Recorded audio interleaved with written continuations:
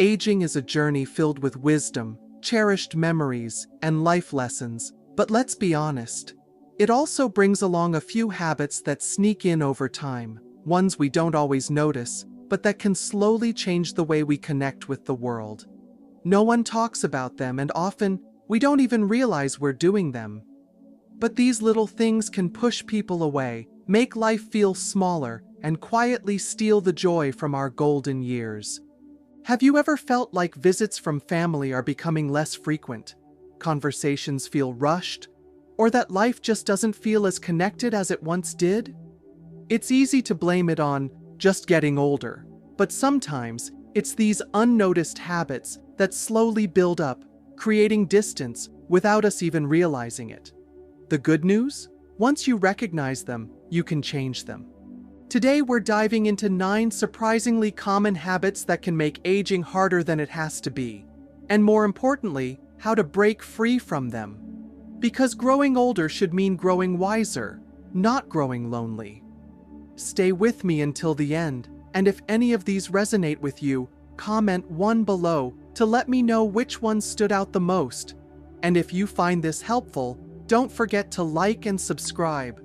Let's make these years the best ones yet, together. 1. Complaining more than you realize. It starts so subtly that you barely notice. Small complaints slipping into conversations, little sighs about how things used to be, how the world feels different, how prices have skyrocketed, or how your body just doesn't move like it once did. At first, it's just casual venting, a natural way to express frustration, but over time, negativity begins to take center stage, weaving itself into nearly every conversation. And then, one day, someone close to you, perhaps a child, a grandchild, or an old friend, pauses mid-conversation and asks, "Why do you always seem so upset?" That question stings, not because it was meant to hurt, but because it reveals something you hadn't quite realized. Your words, however unintentional, are shaping how others feel around you. Complaining is natural. Life brings frustrations, and sometimes we just need to voice them. But what happens when venting becomes the dominant theme of our conversations? Slowly, without meaning to, we create an atmosphere of heaviness. People begin to feel drained instead of uplifted, and eventually, they visit less, call less, and pull away. Not because they don't care, but because constant negativity is exhausting. The warmth and joy that once filled your interactions are replaced by an unspoken reluctance, as if every conversation is a storm cloud they aren't sure they want to step into. But here's the thing. This can change.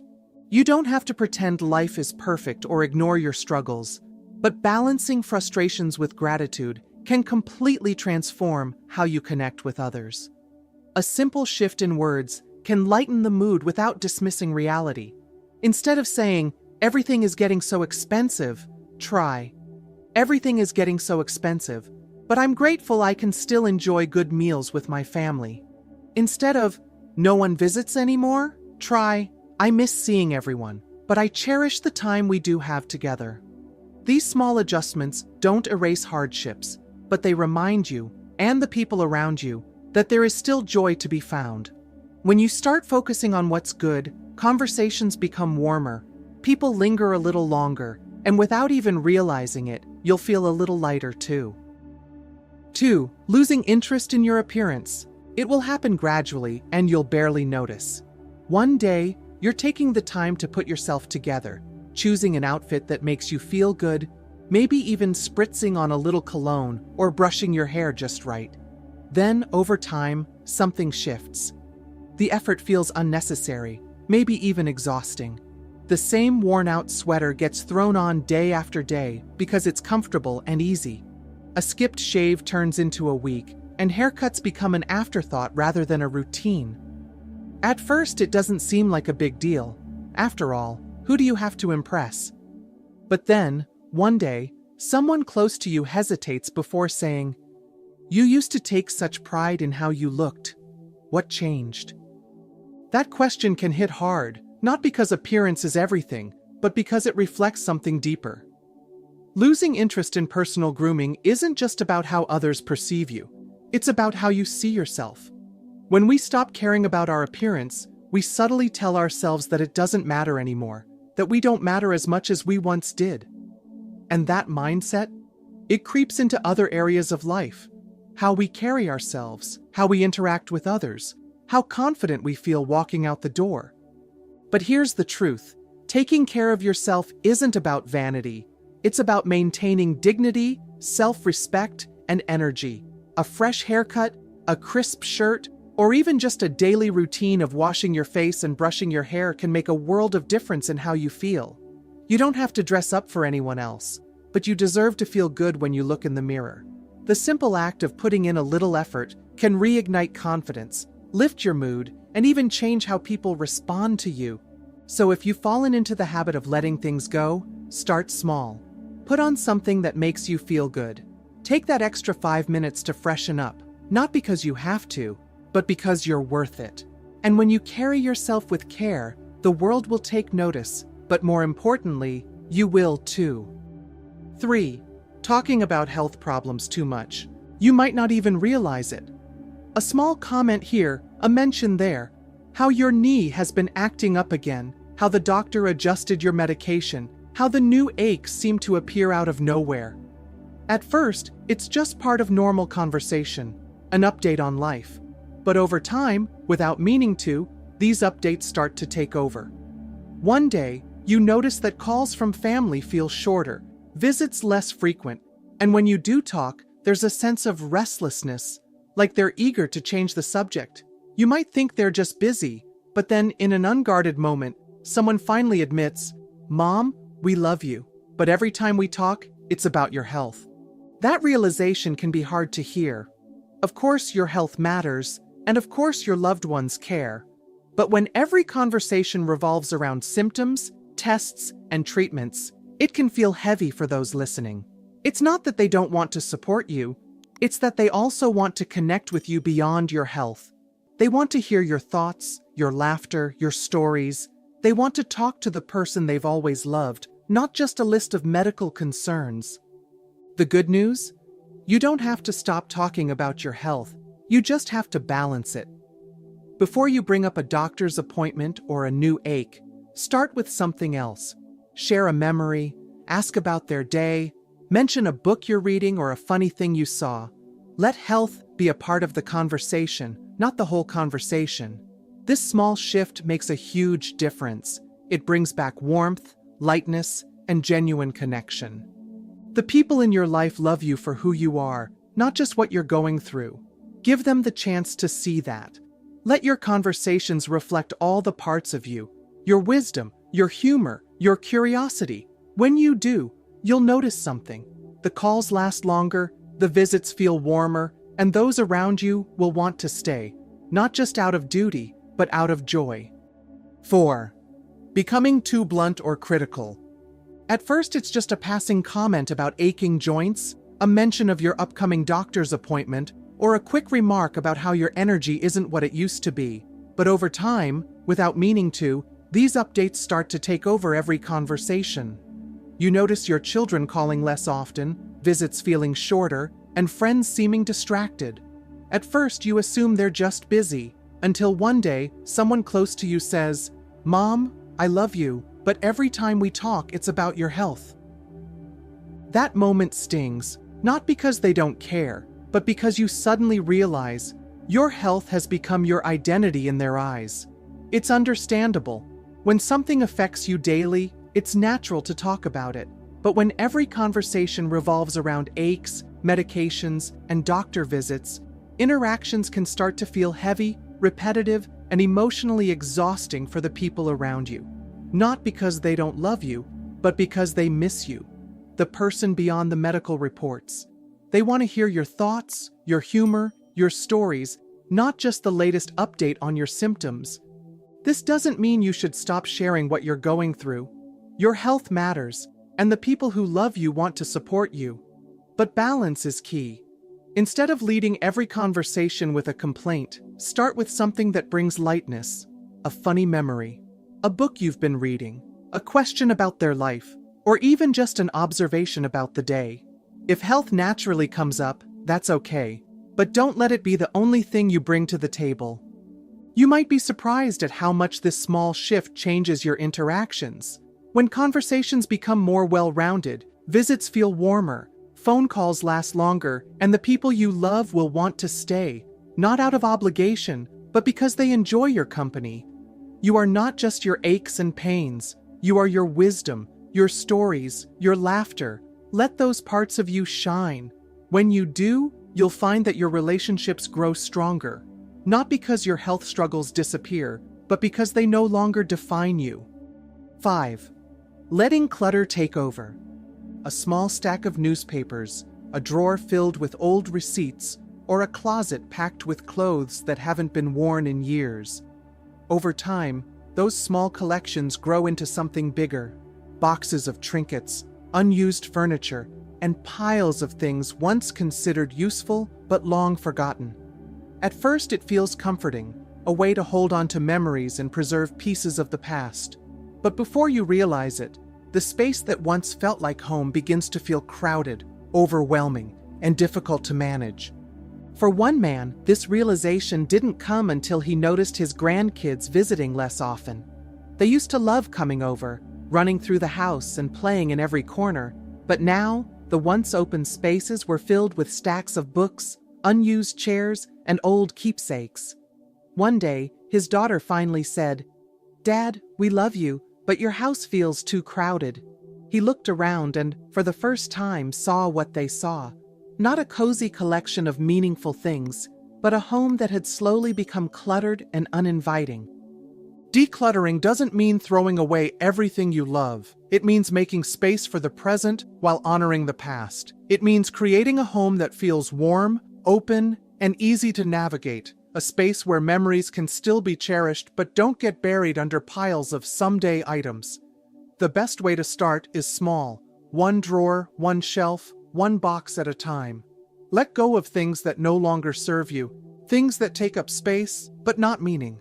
Donate clothes you no longer wear, clear out cabinets filled with things you forgot you had, and create room for the things that truly bring you joy. A cleaner home isn't just about appearances.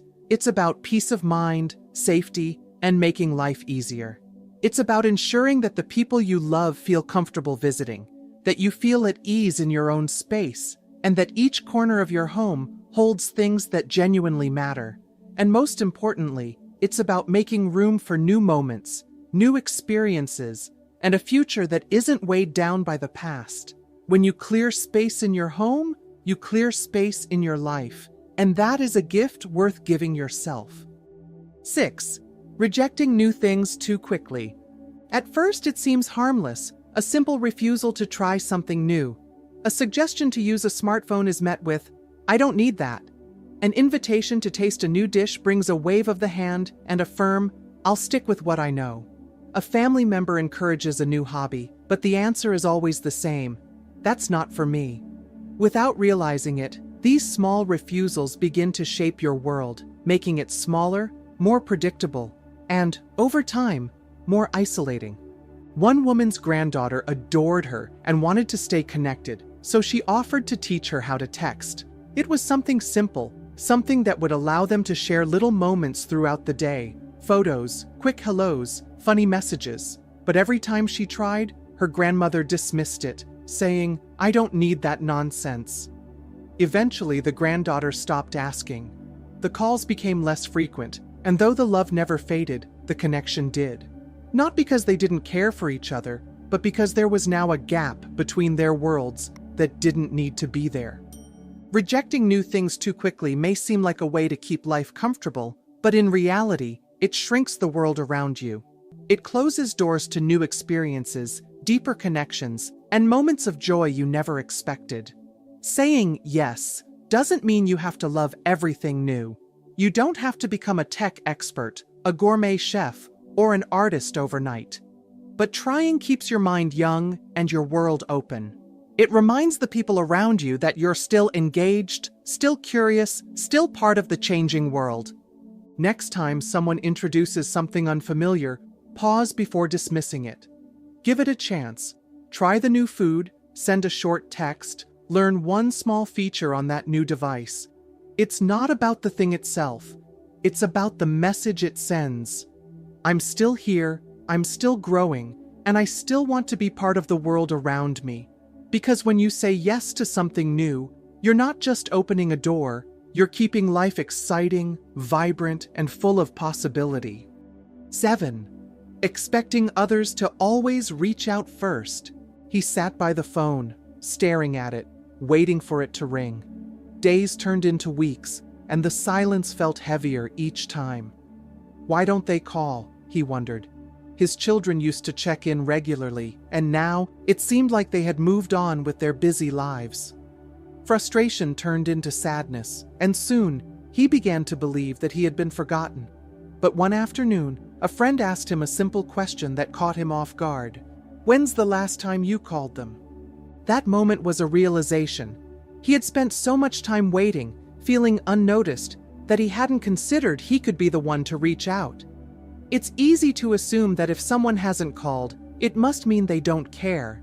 But life gets busy, distractions take over, and sometimes people don't even realize how much time has passed. A quiet phone isn't always a sign of being forgotten. It's often just a reflection of routines that have shifted. Relationships thrive on effort, and connection is a two-way street. Picking up the phone, sending a message, or making plans isn't about pride, it's about keeping the bond alive. A simple, "thinking of you," or "how's your day going?" can make all the difference, not just for the person receiving it, but for you as well.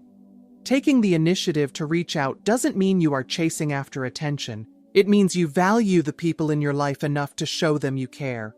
No one wants to feel like they are the only one making an effort, but sometimes being the one to take the first step is exactly what strengthens a relationship. Those little moments, a call, a message, an invitation, can reignite conversations, reopen connections, and remind both you and your loved ones that the love and care are still there. So instead of waiting, be the one who reaches out. The warmth that comes from reconnecting will always be worth it. 8. Dwelling too much on the past. The stories came naturally, flowing one after another. Back in my day, things were simpler. People had real conversations. Kids played outside instead of staring at screens all day. The world just felt better. She wasn't trying to complain. She was reminiscing, sharing pieces of a time that felt golden in her memory. But as she spoke, she noticed her grandson shifting uncomfortably in his chair. Finally, he sighed and asked, "Grandma, do you ever like anything today?" The question lingered in her mind long after the dinner ended. Of course, she cherished the past. Those moments were real, meaningful, and shaped who she was. But had she been so caught up in nostalgia that she failed to see the beauty of the present? Constantly comparing today to the good old days can make others feel like nothing is ever good enough. It can create a quiet distance, making younger generations feel like their experiences, their joys, and their world will never measure up to the one you hold in such high regard. There's nothing wrong with treasuring the past. It's a part of you, and sharing those memories can be a wonderful way to connect with others. But life is still unfolding, and there is joy to be found in the here and now. Instead of only talking about how things used to be, take an interest in what's happening today. Ask your grandchildren about their favorite music, their hobbies, or what makes them excited about the future. Try something new, even if it feels unfamiliar. The best moments in life aren't just behind you, they are also right in front of you, waiting to be noticed. Memories are a gift, but so is the present. When you embrace today, when you find laughter and connection in this moment, you'll realize something important. The good old days aren't just in the past, they are still being made. 9. Forgetting to laugh and have fun. She hadn't noticed it happening, but somewhere along the way, laughter had faded from her life. The days felt heavy, filled with routines, responsibilities, and the quiet weight of change. Conversations were practical, moments were predictable, and smiles were polite but brief. It wasn't that she was unhappy, life just didn't feel playful anymore. Then, one evening, a neighbor invited her to join a game night. She hesitated at first, almost declining out of habit, but something in her urged her to say yes. That night, surrounded by friendly banter and playful teasing, she found herself laughing, really laughing, for the first time in years. It was effortless, genuine, and for a moment, she felt like a lighter version of herself, as if a part of her had been unlocked that she hadn't even realized was missing. It wasn't just about the game or the company, it was about letting go, allowing joy to slip into the spaces that had been filled with only responsibility and routine. Fun isn't just for children. Laughter, playfulness, and a sense of humor keep you young, not just in spirit, but in the way you experience life. Holding on to joy doesn't mean ignoring challenges. It means choosing to embrace the moments in between. Whether it's sharing a silly joke, singing along to an old favorite song, or simply allowing yourself to be playful in small ways, those little moments of lightness add years to life and life to years. If it's been a while since you truly laughed, maybe it's time to invite it back in. Say yes to that invitation. Watch something that makes you chuckle, or reconnect with the people who bring out your most joyful self. Because in the end, it's not just about living longer, it's about living fully with a heart that still knows how to laugh. Aging isn't just about adding years to your life. It's about making those years rich with love, connection, and joy. The way you speak shapes the relationships around you, so choose kindness, not just for others, but for yourself. Stay open to new experiences, no matter how small, because curiosity keeps the world wide and exciting. Take care of yourself, not to impress anyone, but because you deserve to feel confident and alive in your own skin. Don't wait for others to reach out. Make the call, send the message, extend the invitation, and create the moments you want to cherish. And most importantly, never forget to laugh, to play, and to welcome joy into your days, because life is meant to be lived, not just endured. If any of this resonated with you, comment 2 below and let me know which part spoke to you the most. And if you found this helpful, don't forget to